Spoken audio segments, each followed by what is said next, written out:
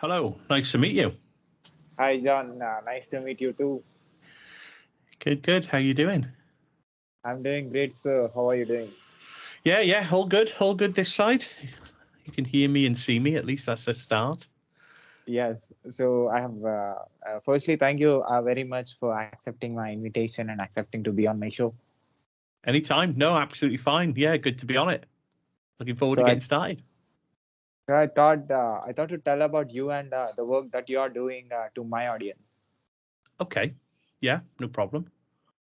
So before that, can you please introduce yourself? Yeah, no, absolutely, sure thing. So my name's John Lunn. I'm based in a country called Wales, which is part of the UK. I predominantly work with Microsoft Cloud, so Azure specifically, but I've done a fair amount of work with Microsoft 365 in the past as well. I work for a company called BT Enterprise. We're predominantly UK business focused, so I kind of help BT's customers move their services and applications and infrastructure into cloud services and do some of that transformational work and hopefully that magic, that innovation piece as well. So yeah, I've been with BT probably around 9 or 10 years now. So yeah, that's kind of me in a nutshell. Enjoying it at the moment. So you are into IT from last 10 years.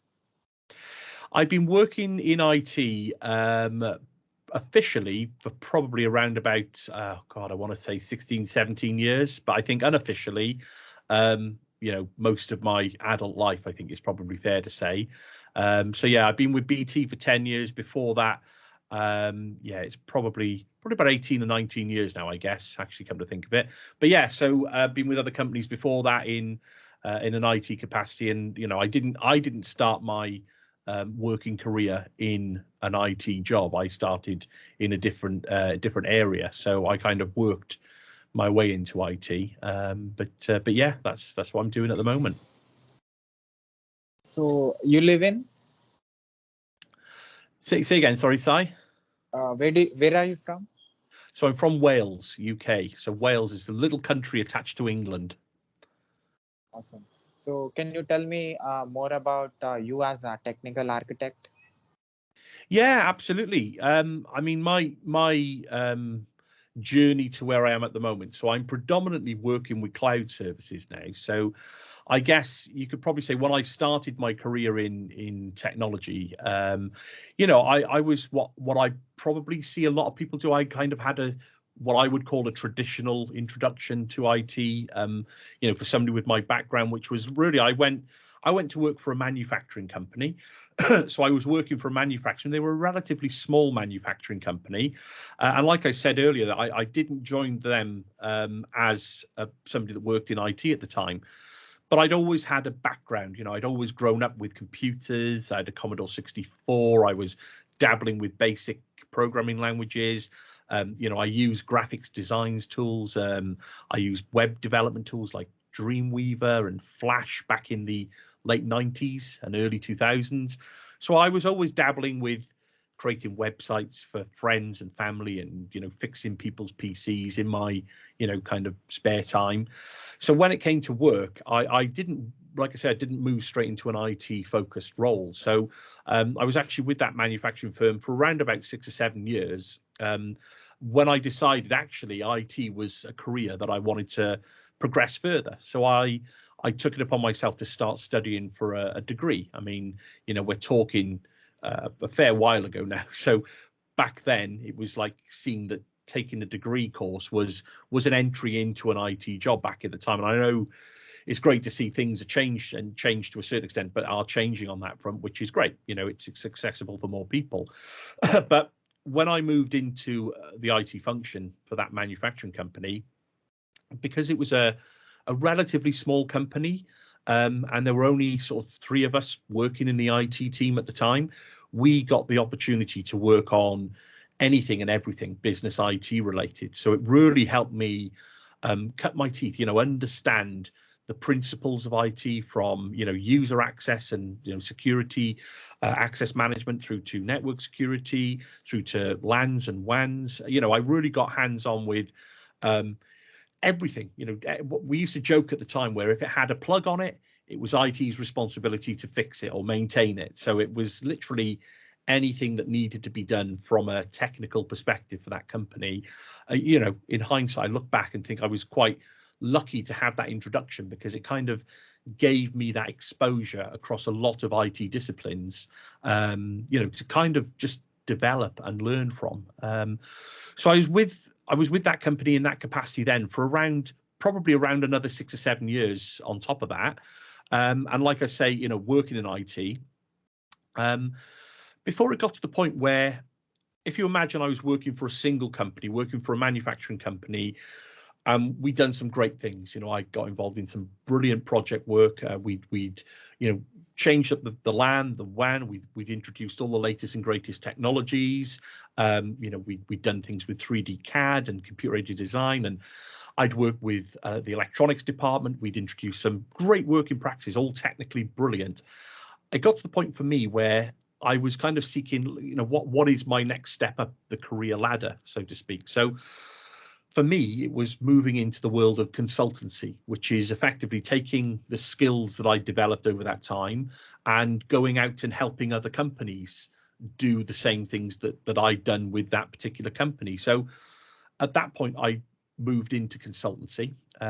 So I was doing consultancy with a company for a year or so, and I changed my focus onto unified comms. So I was dealing with predominantly email and messaging systems, but then it transitioned over into Skype for Business, or Link and OCS as it was back then, and really looking at the whole telephony and messaging, so the unified comms arena. And like I say, I worked in that space with predominantly Microsoft technology, so it was all Exchange, like I say, Skype, Link, Skype, and then into Teams. And I think when things transitioned over into Teams from a Microsoft 365 perspective, I'd done work with Azure. I'd done, you know, a fair amount of work on, you know, for other projects with Microsoft Azure, but I took the plunge to kind of focus specifically on Azure. So for the last 4 or 5 years, I've kind of been specifically focused on cloud platforms, if you like Azure, or predominantly Azure, to help customers transition over into them. And certainly over the last 12, 18 months, I've become a little bit more public facing. So I've done a bit more with community. And, you know, thankfully, I got awarded a Microsoft MVP award back last year. So, yeah, so at the moment, like I say, I find myself working as a technical architect in the Microsoft Azure cloud platform arena, which is offering lots and lots of different opportunities with customers and great project work. So hopefully that kind of gave you a bit of a detailed view of where I am at the moment, Si. So in your complete experience of IT, you understand the physical thing called hardware and the invisible thing called software, and you understand the complete connectivity between it.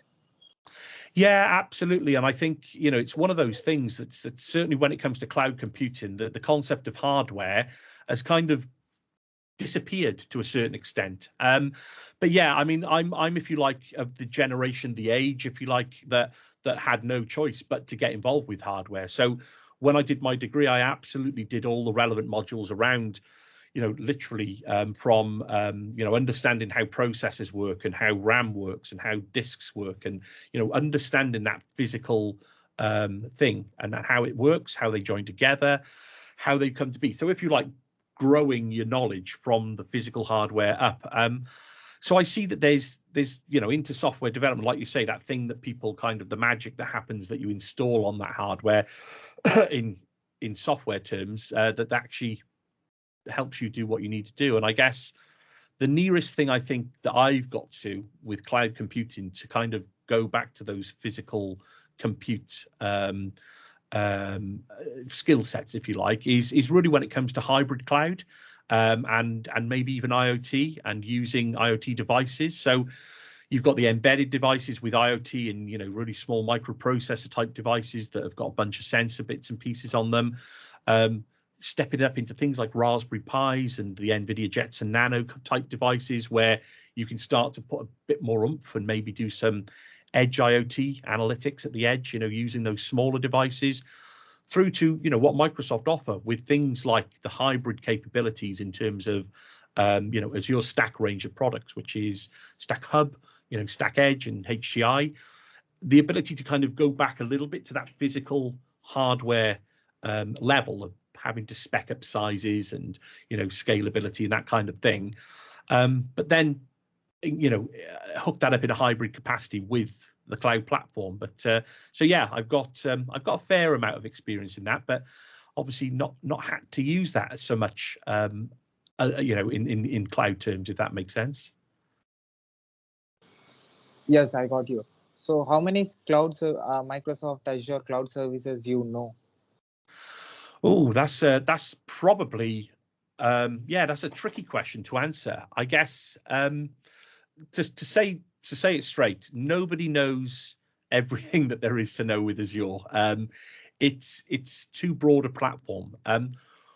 When we say how many services do I know, it's again that in itself, not to be pedantic, but you can know of a service and you can know at a high level what it does, but then how much depth of knowledge have you got with that particular service is probably another way of angling it. And I guess the way I like to look at it is, personally, I try and keep my breadth of knowledge across the Azure platform as broad as I can. I try my hardest to understand what latest features have come out with different products and features within the Azure platform. But equally, I like to think of myself much in terms of where my background was. So I very much came through that traditional operations infrastructure with a small amount of development work, on a daily basis. I did a fair amount of scripting. So my skill sets kind of fitted really well in with the typical IaaS, so the infrastructure as a service components with Azure. Things like VNets, network security groups, firewalls, vWAN, compute, storage. That's where my skills kind of molded into straight away. But I think since working a lot more with Azure, when I first started with Azure, they were the skill sets that helped me. So that basic networking, compute, storage, that and identity management, I guess, that whole security element were the kind of things that got me into Azure. But then when I started broadening my horizons with what Azure was and could offer in a capabilities term, a lot of the newer, a lot of the other capabilities that have been around for a little bit of time, but I just hadn't used them, started to become more obvious. So things like, and we see the ways that businesses are starting to use some of these things now, but certainly from a serverless perspective, the amount of serverless and low code, no code technologies that are available to you to kind of start doing some of that glue that joins disparate systems together or operates, bases on a particular event happening, you go and do something else. They started to come into light. And that took me back a little bit to, reigniting my, what I remember being a love for programming and doing a bit more scripting and programming specifically. I'd never considered myself a developer or a programmer. I always say I know enough to be dangerous, tongue in cheek. But what I would do with that is I'd start to use some of that experience or to re-educate myself and look at things like Azure Functions and start to do things around there. And certainly the IoT side of the fence, then, when you start looking at what Azure has to offer from an IoT perspective, the ability to act as that centralized messaging system for sensor information to come in from those physical devices, I started to look into that. So there's so many different areas. And again, you can take it further. Things like DevOps has become a big thing, not just for software development companies now, but for many companies that are deploying applications. So things like DevOps practices, the ability then to look at Azure DevOps as a place to hold your repositories, your code repositories, your pipelines for deployment, that whole CI/CD, continuous integration, continuous deployment kind of methodology, that all started to become more familiar with me then. So it's probably fair to say that as you go, onwards and onwards and onwards, and you can add things to lots of these different areas, things like containerization, so the ability to store a container image within Azure, the ability to publish a container image into Azure, and then consume that onto an IoT edge device, or maybe onto a bit of compute that's located somewhere else, or even take it that stage further and run those container images on a Kubernetes service. That's for me when I'm reaching the where I am today. They're the future bits that I'm going to start looking into in more detail. But I think it's fair to say that Azure is such a broad platform that, like I say, personally, just to reiterate, I try my best to keep up to date as best I can with that breadth of capability, but realize where I stand. So like I say, today it's in that infrastructure world, a bit of the platform as a service elements, some of the development elements. So it's always a difficult thing to know which bit to go at next, but the way I try and do it is based on what project work I've got on at the time, or if I've got a bit of spare time, I'll try and look into an area that I've not looked into before to try and glean some knowledge from that. But yeah, in terms of numbers wise, I think Azure's got well over 200 different features and product sets in the platform. I mean, I wouldn't like to put a number on it. I probably know a little bit about most of them, but in depth, I'd be surprised if I knew even half of them in any kind of depth, because there is so much in there to do. So yeah, hopefully that answers your question, Sai. So what are your favorite services?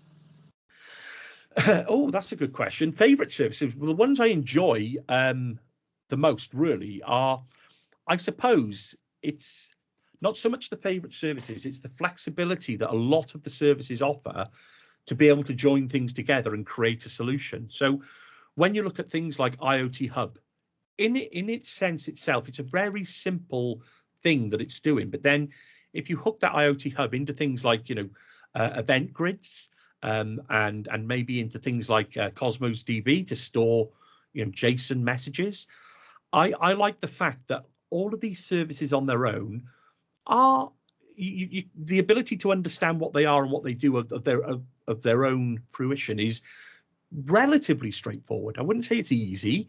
If you put the time and effort in to understand what a particular feature does, is relatively simple.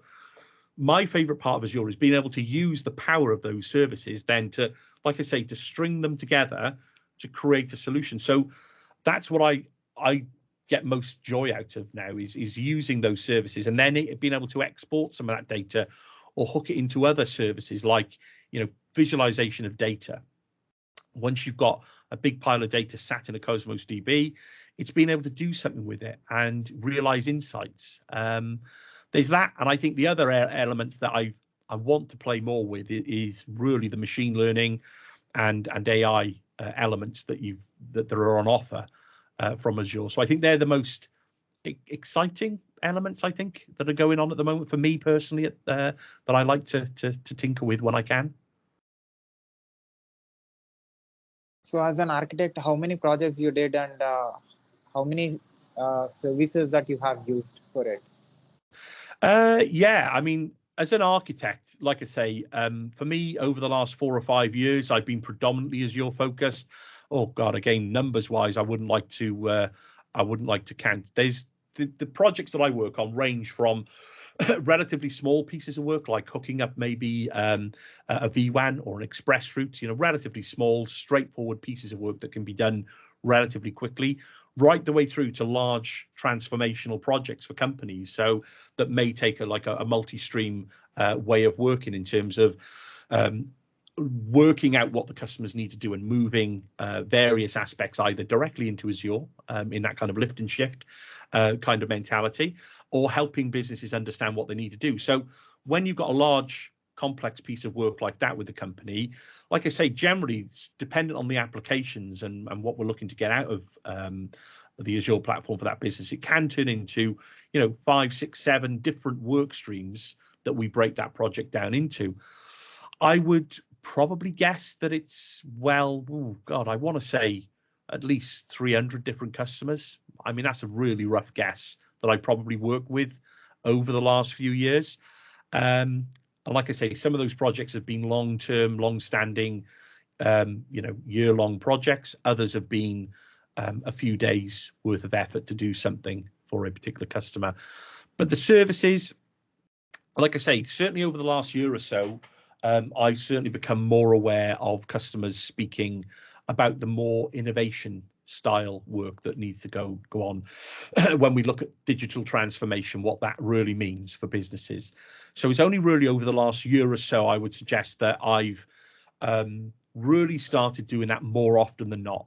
Before that, it was more the migration activity. It was more the traditional kind of application transformation in terms of splitting multi-tiered applications out into their component platform as a service offerings in Azure. So if you like, it really turned into more of a migration style project than a transformative and innovating some additional things for a company. But yeah, like I say, lately it's really getting to the exciting, I like to call it the exciting stuff, because you're able to really help businesses. It's not just about the technology at that stage. It's about understanding the business and what the business needs to do, what outcomes they need to address, what problems they have, and then turning to my skills with technology to help the business understand how they can use that technology to innovate and glean some more of that insight from their investment in the cloud services that they're consuming. Few experiences of yours as a cloud architect while moving the physical infrastructure to the cloud with the clients, while having conversations. Say again. So what are my experiences? Yeah, any few experiences of yours which you cannot forget while understanding the physical infrastructure of the companies and moving it to the cloud.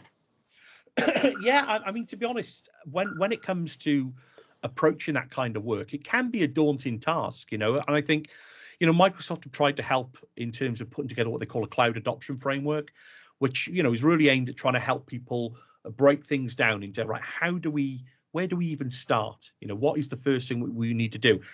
Now, to be honest, the cloud adoption framework is there for a reason. It's to help people on that journey to make sure that they've kind of asked the right questions, they gleaned the right information. But I think when it comes to actually doing some of this stuff as a consultant or an architect, when you're working with the company, I find a lot of the time it's about hearts and minds. It's about you speaking to, people at other businesses, and they're on the same page, because we all know, and this might get a little bit deep now, but when it comes to talking about like cloud services, we're going to migrate to the cloud. There is certainly some viewpoints, whether it's inbuilt bias with people or personal views or opinion, or even, feeling apprehensive about moving to the cloud because that person may feel they're losing their job, or their job is changing in some capacity, which, look, to a certain extent, it might be the case, but it doesn't mean to say that is a big problem, because there is so much that you can do with cloud. So in my experiences, speaking with customers, they're the kind of hurdles that you have to get over with, on a human level, before you even start talking about assessing what you've got and, what we can do with it in the cloud. So I always call it that hearts and minds conversation. Look, with, are you on the same page of what I'm about to talk to you about?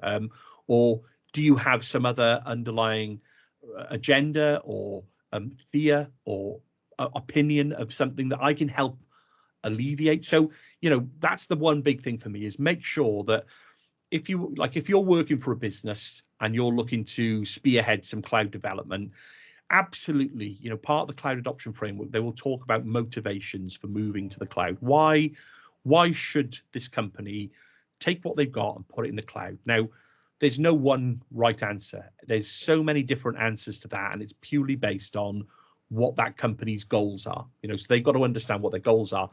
And in my experience, it's great using these big terms and buzzwords, but when you come down to actually talking to businesses, there aren't too many businesses that really know the answer to that. There aren't too many businesses that have really got all of that sewn up and have got that. So as a consultant, you're also helping to develop that strategy and that vision for where the businesses can move to. Why would they use the cloud? Help them realize cost benefits. Some companies may have a complete, we've got to be out of a data center within 6 months, so we don't care how it goes into the cloud. We just want you to put everything in the cloud. And you're like, okay, so it's a tactical move. We call it a tactical, right, we'll move you from point A to point B. But in doing that, what we try and do is, or what I try and do with customers is help them understand that, look, it's as much as we're doing this for a tactical reason, there are things that you can learn from that. So you need to make sure that if they've got internal staff, they have got the opportunity to learn about this and where it's going. Because look, they may be the people that are end up managing this moving forward. So if they're not aware of what you're doing and where you're putting it, they're going to be lost. So of course, we try and help companies do that piece of work. So actually do what they need to do, but then not just leave them in that situation, because we might know, yeah, that's not the best position to be in potentially. So we help them realize the best, the next step forward effectively. So yeah, I mean, I can call out lots of examples where, like I say, a non-technical conversation has become a roadblock, and there are typical, even in the cloud adoption framework, there's even guidance on how do you cater for roadblocks. How do you cater for when you've got that one person that sits in a predominant place as a stakeholder of a project that for whatever reason is becoming a blocker for a project. And it's back to that winning hearts and minds, really trying to understand it, empathizing with your customers, understanding it through their eyes.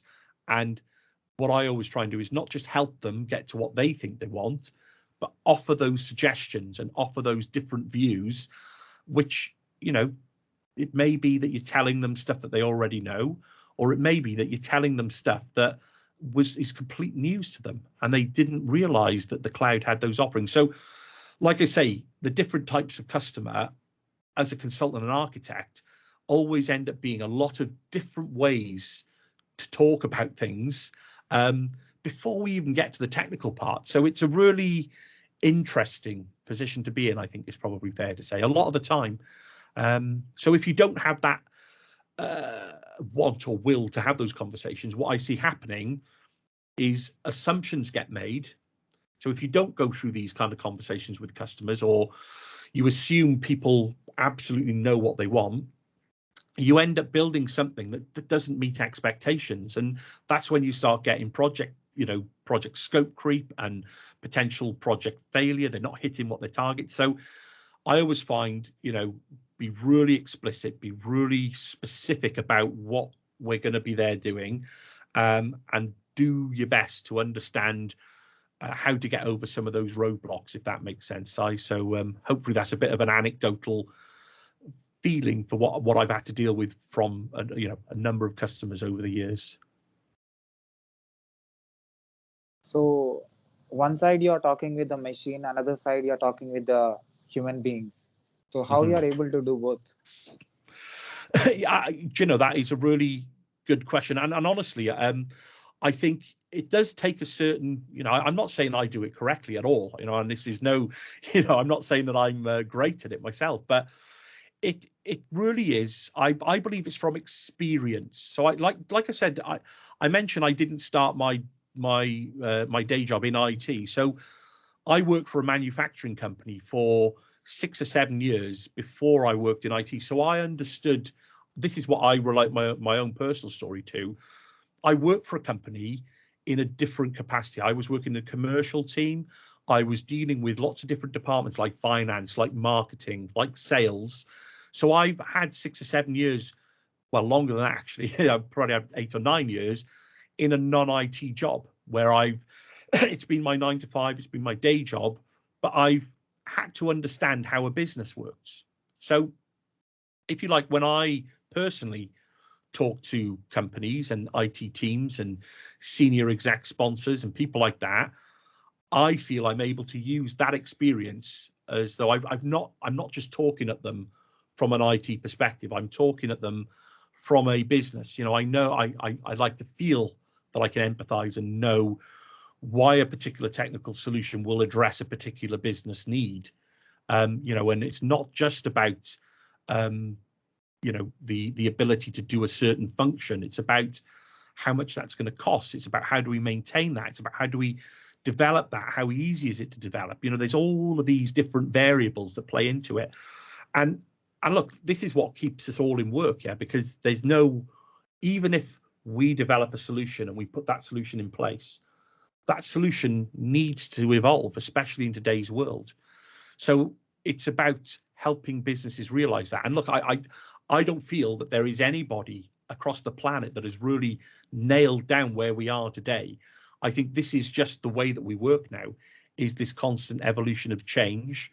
So when you factor that into a technical solution for a business requirement, to be able to speak at different, I think it's just to be able to speak at different levels and know the audience that you're speaking to.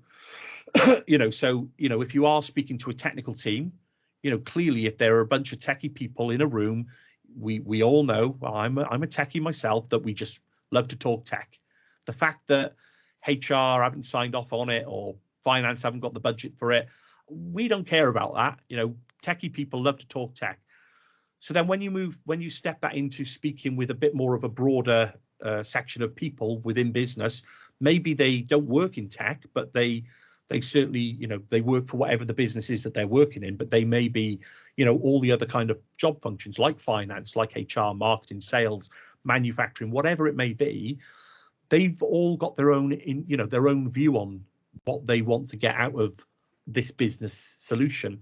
So like I say, it's just the ability to try and empathize and see what those people are asking for. And they may be asking for something in a non-technical way.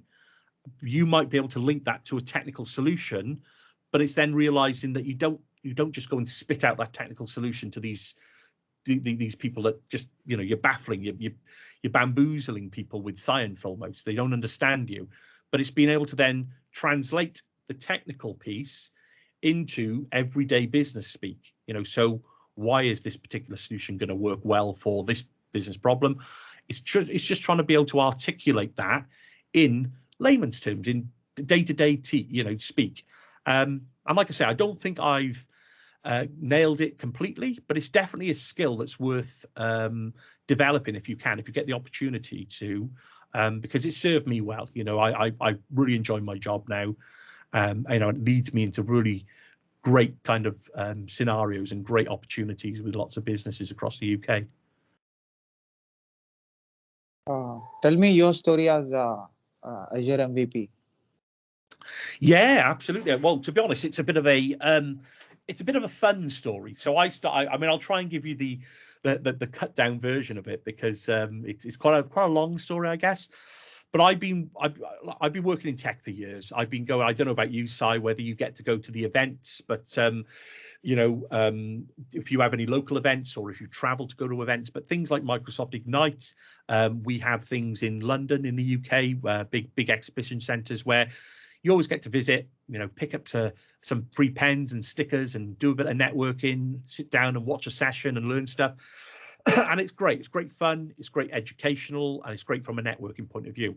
So I'd never really dabbled in community. I was always on the outskirts of this thing called community.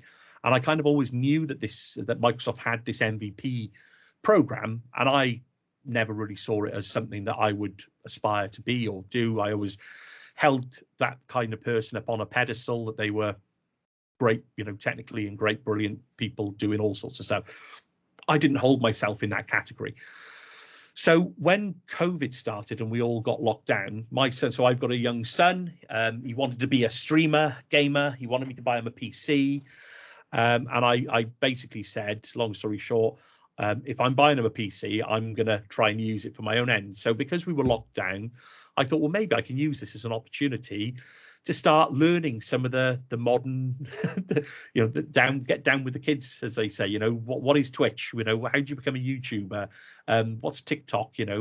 Recording YouTube videos and all that sort of stuff. So basically, where I am at the moment, the office that I'm sat in, I developed this and built this up over COVID to serve as with a PC, a big PC for my son to game on, for me to do some various bits and pieces. So back around about, I want to say May time 2020, I started doing a few bits. So I started blogging. First thing I did, I actually had a blog from 7 or 8 years before that I'd done like 1 or 2 posts. So I re-brought that blog out. I started blogging about things, just posting about anything that I was doing at the time. I moved on, and I saw this this opportunity to join what's called 100 Days of Cloud Challenge. So it's basically take 100 days, and within those 100 days, learn something new about the cloud. So I did that, and I blogged about it, and I posted about it. And over the time, this took me up to, I believe it took me up to about Christmas 2020. In fact, yeah, I think I finished that challenge on Christmas Day. So for 100 days, I gave myself the weekends off. I didn't do anything. Over that 100 days, in amongst that, I managed then to meet up with a few like-minded people locally, and we set up a community user group. So we set up the Welsh Azure user group, which has been running now for well over a year virtually. We've done a one in-person event, but we did that. And what happened, and I was getting involved with lots of other people from the community, having fun, doing really cool things. I've got a whole bunch of videos and blog posts. And over that time, a few people from the community approached me and said, John, have you been nominated for an MVP? And I was like, well, no, not really, but thank you for asking. And what happened? Somebody nominated me from the community. It was put through. And again, you go through a process, and really, I guess it was only then I started reading up on the MVP in a bit more depth of understanding. And I look back on what I've been doing, and especially then when I started doing YouTube. So the beginning of, last year now, I started doing YouTube series where I didn't, like you're doing with me, I'd interview people. I did a complete year every Friday, one video a week. I've got a weekly video. So Johnny Chips Weekly. Johnny Chips is my pseudonym that I use as my handle on Twitter. And I've been doing that. So when I started reading up about the MVP, I realized then that the MVP process and becoming an MVP was really about being or showing that those leadership qualities within a community. So helping others to develop skills, or inspiring and pushing, nudging people in a bit of a direction if they don't quite know which way to turn on occasion. So I kind of realized that, yeah, okay, maybe I've been doing a bit of that. And yeah, so I got nominated, went through a bit of a process that you have to go through to kind of put an application in. And then a month later, yeah, I received the email, which was, congratulations. I think it was the 1st of August last year. So I got awarded the MVP status for Azure, which was all, at the time, it genuinely is a shock when you see that email. You think, you don't feel worthy. You think, well, what have I done? But people have told me, what I've done has been great and all that good stuff. I don't take praise very well. I'm a bit like, yeah, okay. I think mainly because probably like us all, we don't feel, lots of people suffer with this, that they don't feel that what they do is worthy enough of being accredited with those kind of accolades, and I was no different. So since being awarded the MVP, it's gone from strength to strength. The user group is going great. I'm still enjoying. In fact, I wish I had more hours in the day to do all of the stuff that I want to do now from a community point of view, because there's, it's really good fun, and you get to meet really cool people that are all, willing to help at the drop of a hat and willing to kind of inspire you as an individual. So it's a really cool, brilliant program to be a part of. So quite chuffed that I'm there. And your story as MCT?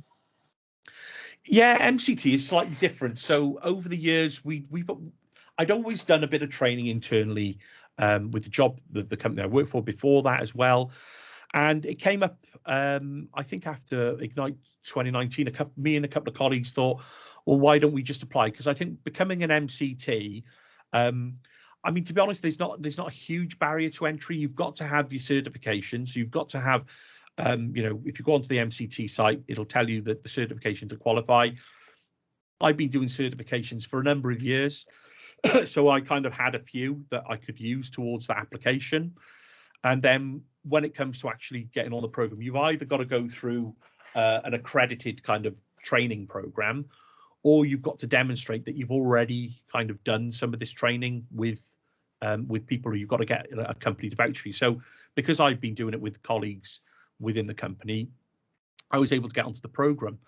And I think through COVID, they've actually waived the fees as well, because I think just to help people get into this training mindset as well. So I got onto the program. I think it's probably about a year ago now. I think maybe just under a year ago. And And yeah, once you get onto the program, then I mean, the way I'm an MCT, but I don't. It's not my day job. Yeah, so I use that training material to help train internal staff up, obviously to train myself up as well. Use some of the material, and that's how I use it at the moment. So I run some courses internally, or we go through some. I'm looking to ramp that up now into the new year. Actually, is for internal courses, and I don't know, that may spill into more in the community. I may take it as an opportunity to officially do some training, but it's certainly not what I do yet. So yeah, actually I recently renewed the MCT because you get like a 90-day renewal. So yeah, I'm renewed now for 2022-23. So yeah, it's a great program to be on, and it's you see a lot of training providers. Obviously, the MCT can be a full-time job to anybody, but like I say, I use it purely for my not just my own learnings, but to help bring colleagues and staff internally that I work with up to speed. Your connection with M365? Yeah. Well, like I say, I started off my consultancy career, if you like, on 365, and it was predominantly when Exchange was really the kind of the killer app that everybody was migrating to at the time. When it came out of BPOS, Office 365 was formed, and that's probably about the time I started doing stuff with it. And of course, when you do that, at the time, then they obviously introduced Link Online, which at the time I was working a bit with Link on-prem as well. So the Link server, just as OCS died, so Link Server 2010. So it was at that time, that cusp, where a lot of the Microsoft applications, I think it was the version 2013, when you had Exchange 2013, Link, Skype was 2015, I think it changed. So you had Link 2013. That was the time when Microsoft changed their engineering of their applications to become more of a designed for cloud first. So when they released that 2013 range of products, it was all about being cloud first. Now, if you remember things like Exchange 2007, that was when we had PowerShell release was for Exchange, and then Exchange 2010, PowerShell was kind of a major part of 2010. It was, to a lot of levels. So at that time, it was this mix of Microsoft releasing their products suitable for the web, cloud first, but then they were also offering their Microsoft or their Office 365. Microsoft 365 didn't exist then. It was Office 365. And I think over that time, again, I've done several projects with customers, migrating email, moving customers to the cloud in terms of Link, and then eventually when it changed over to Skype. And then naturally you kind of move into the other areas as they get released then. So obviously the productivity suite kind of broadened out. We had the enterprise mobility and security, the EM&S, which then obviously it's all been rebranded and rebadged over the years. So now it's all kind of under one big umbrella called Microsoft 365. And you can license your OS, you can license your Office. They've built a lot of SKUs and productivity and stuff into Office of Microsoft 365. So I think I kind of the reason, or one of the reasons that I kind of, I wouldn't say I've moved away from Microsoft 365, because I still have quite a lot of dealings with it. It's just it's not front and center of what I do anymore. But one of the reasons for me was because of my background with my infrastructure roots. I preferred to get back to the technology rather than what I was seeing with 365 is that all the infrastructure was going, of course, the setup of servers on-prem and the configuration of networks and firewalls was all disappearing, because now it was all being, software as a service. You're consuming these products from the cloud, which is great. But for somebody like me, it kind of left me with this quandary of, well, okay, if we're not talking about the infrastructure anymore, you just need to learn the application, the configuration, and the settings. And at the time, for me, that wasn't enough for a technical consultancy role. I wanted something a bit more. So it's like I say, a few years back, I took the decision to still keep my eye on 365, but I moved back into Azure purely from that infrastructure point of view, and then I'm moving out into those DevOps, those development kind of roles. So yeah, that's a bit of a potted relationship with 365. So your connection with Welsh Azure user group. Yeah, so like I say, we set that up. Well, yeah, well over a year ago now, probably pushing 18 months now.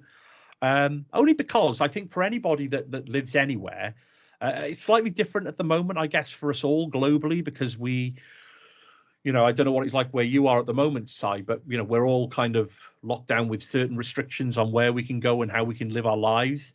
Um, Virtual user groups they exploded, I think, over COVID a lot, and they were great, and they still are great. So I think for me, it was a case of, well, it would be great if I could find a group of people locally to me that once we get out of this lockdown situation, I'll be able to meet up with. We'll be able to have in-person meetups.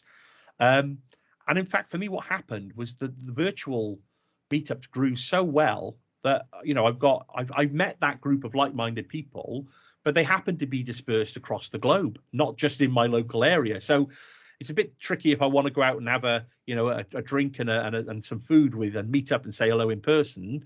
There are absolutely a group of local people that do join the user group regularly, which I'm grateful for. They're great people and great friends.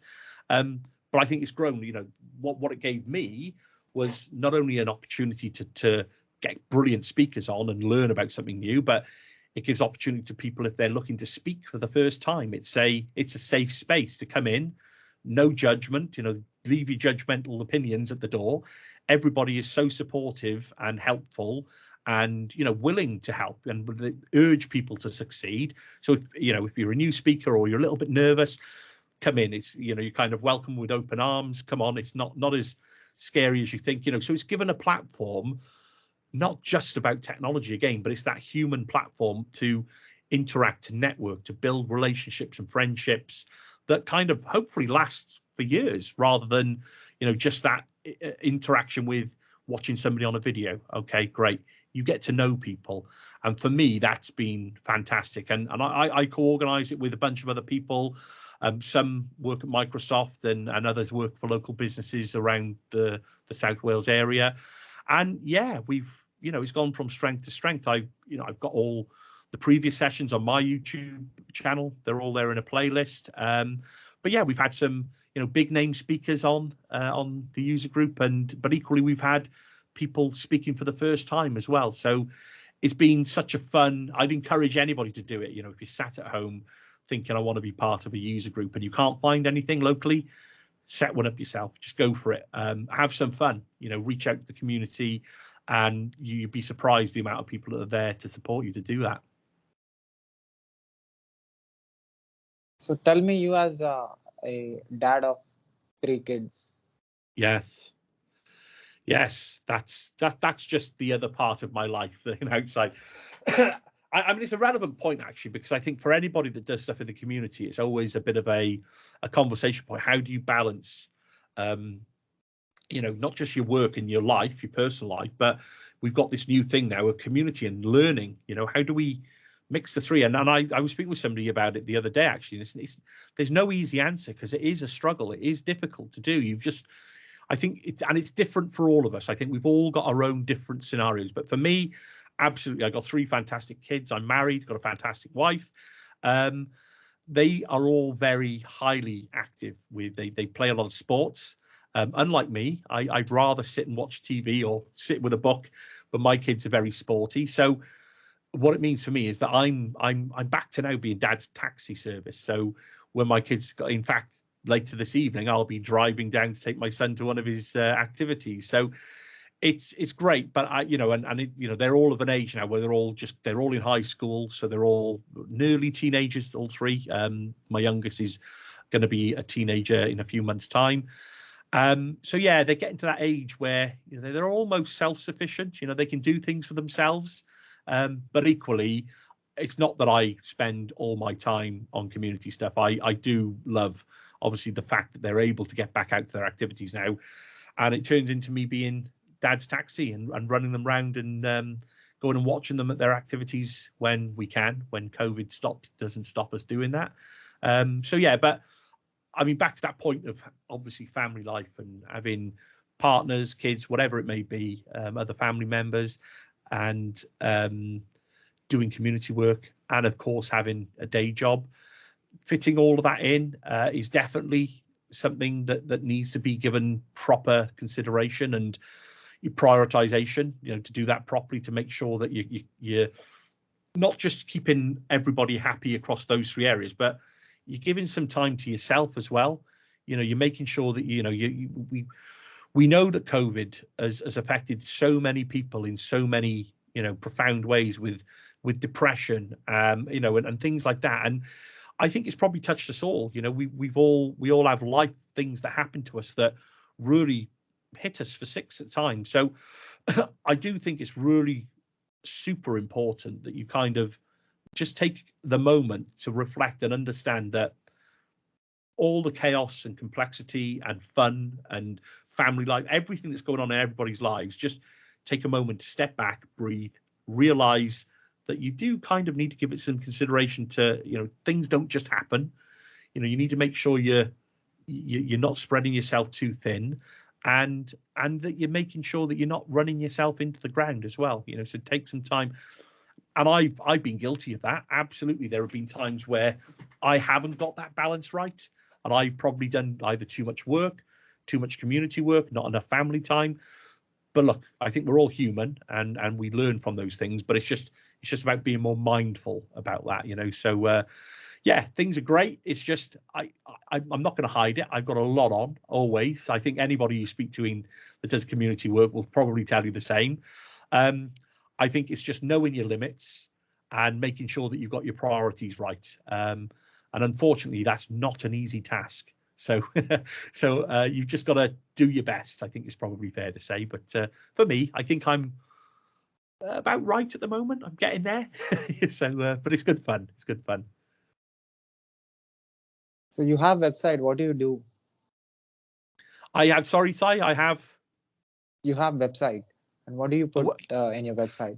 Yeah, so my website is johnnychips.com, chips with a Z. Like I say, my Johnny Chips pseudonym, you'll find me on most social platforms with that. But I set up that website, like I said, I set it up about 7 or 8 years ago and really didn't use it. The idea was I was just going to blog about things. So just whenever I would fix a problem or do something specifically that that's a good idea, or this, that, and the other. We, as technology people or technologists, we've all got these Evernote files and OneDrive files, and OneNote files, I should say, with snippets of scripts and code and what you've done, and they're all kind of locked away. And my idea was maybe I'll start pushing that public, just to kind of, it's like you put it out there, it's your own repository, but if somebody searches for it, they may stumble across your article and you may get to help somebody else. Great. So I started off doing that. And like I said earlier, then I started blogging about the stuff I was learning, and stuff like that. Then it turned into blogging about the videos I was recording. So my website is a bit of a mishmash of all of that. I've tried to structure it in a bit of a way. But yeah, I mean, if you take a look at it, you'll see that there's the last few months predominantly are around videos, the Welsh is yours, everything I kind of get up to, I try and push out. So when this episode goes out, I'll no doubt blog about this episode as well, and the chat that we've had, Si, So I generally try and keep, it's a bit of a journal of stuff that I've been doing at any given time. And so hopefully people, can use it, like I say, normally it's the algorithms of Google that guide people there, and I can see what my top posts are, which are cool. It's normally any DevOps posts that I've done or any quirky little things that I've done tend to get lots of followers for some reason. So yeah, but I think it's more, for me, it's more of a journal of stuff that I'm doing in the community. So do you provide any service? No, not specifically. Like I say, my main job, if you like, is working for BT.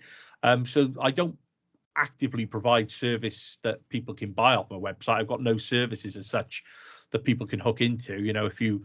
If you're a business and you want to get me out helping you do your thing, you've got to come via BT to order that kind of that order journey. But no, to be honest, all the stuff that's on my website, the community stuff, is all purely stuff that I do for fun.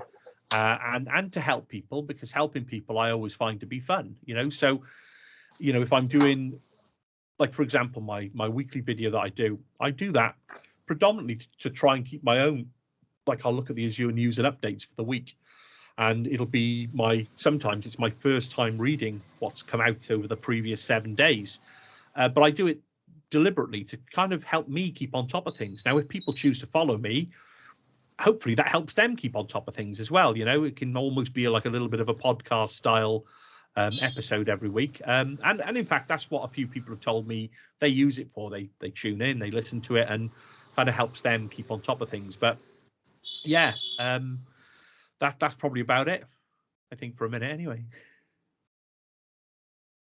So at last, do you want to say anything to the technologists who are watching and listening to our conversation from anywhere on this planet?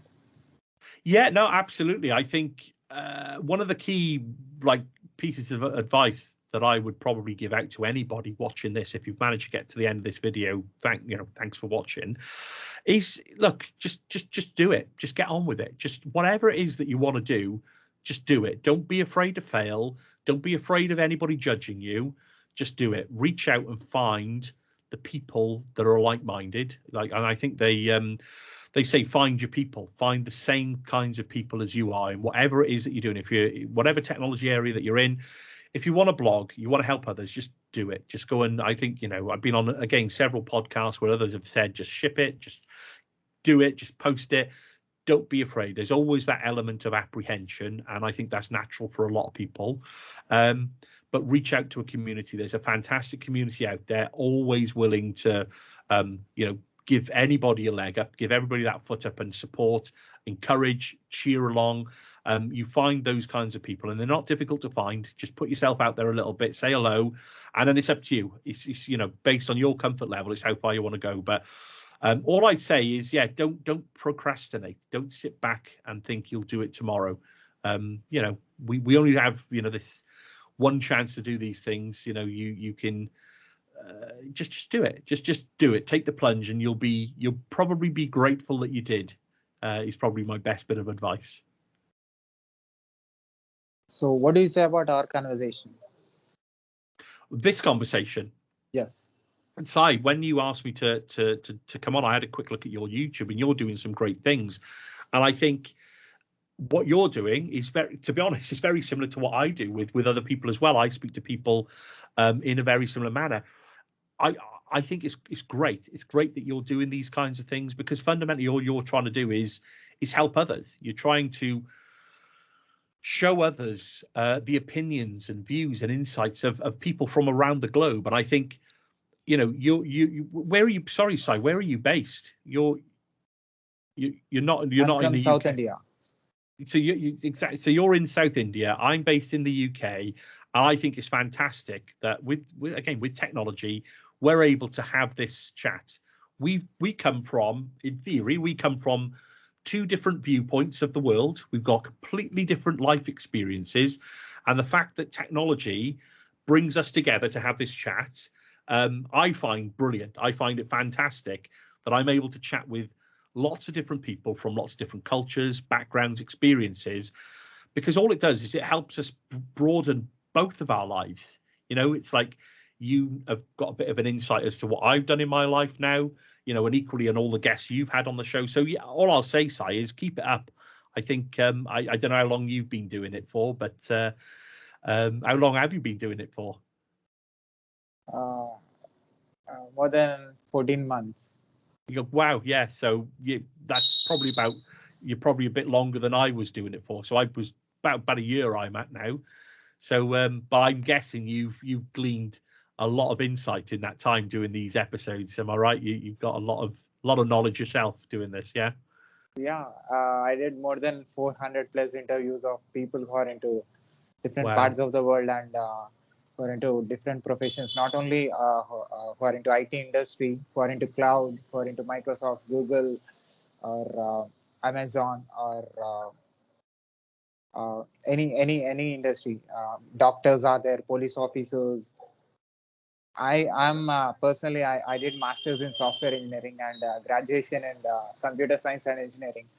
My background is completely technology, but I just wanted to know what people in different parts of the world in different professions are doing. Just wanted to relate with my subject and try to understand what exactly the world is and what exactly life is.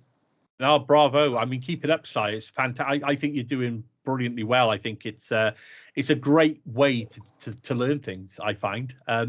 So yeah, and I think, to be honest, yeah, people probably, I mean, maybe not watch me, but I'm sure you've got a lot of other guests that have just had some really great insight and great, knowledge to kind of put over. So yeah, I always find that these chats, they're, not everybody can spare, an hour or so to listen to somebody to talk about a subject that maybe they're not too familiar with anyway. So I always find, like, one of the things I'm going to try is to cut down an episode like this into a little bit of a bite-sized chunk, and like a mini episode of a few minutes to try and get out some of the key points, and maybe if people want to watch the full episode, then they can, it's but yeah, I love, obviously you can tell I like speaking anyway. It's kind of what I do for my job. But it's great to support what you're up to as well. And, anytime, Si, look forward to in the future, if you ever get up to anything else, feel free to call on me at any time.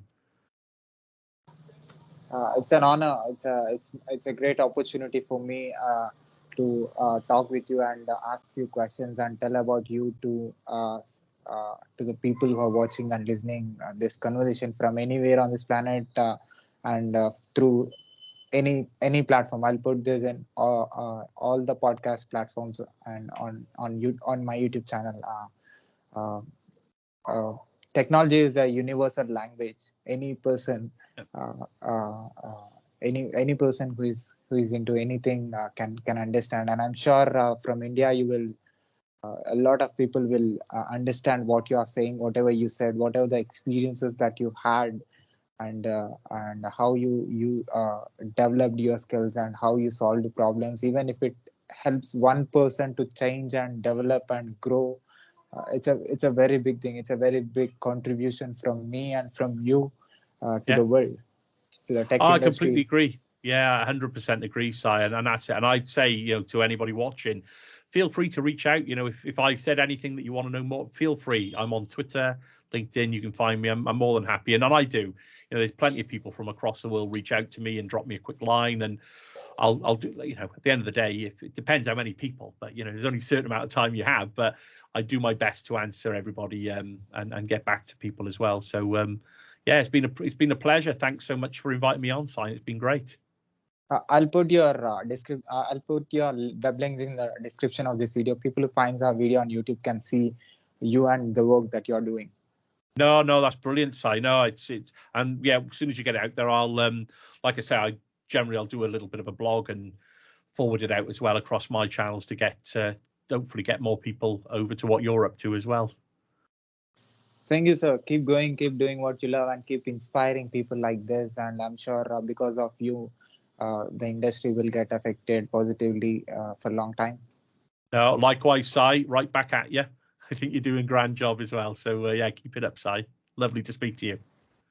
Can I put this video on my YouTube channel with your permission? Absolutely fine. Yeah, of course you can. Also, can I put this audio and video clip on my podcast, website, internet, social media, everywhere with your permission? Not a problem at all, Si. Yeah, use it where you need to. Thank you, John. It's a great time with you. No, my pleasure. I'll speak to you soon. We'll catch up soon. Thank you, sir. Ta-da. Bye, Si. Bye. Bye.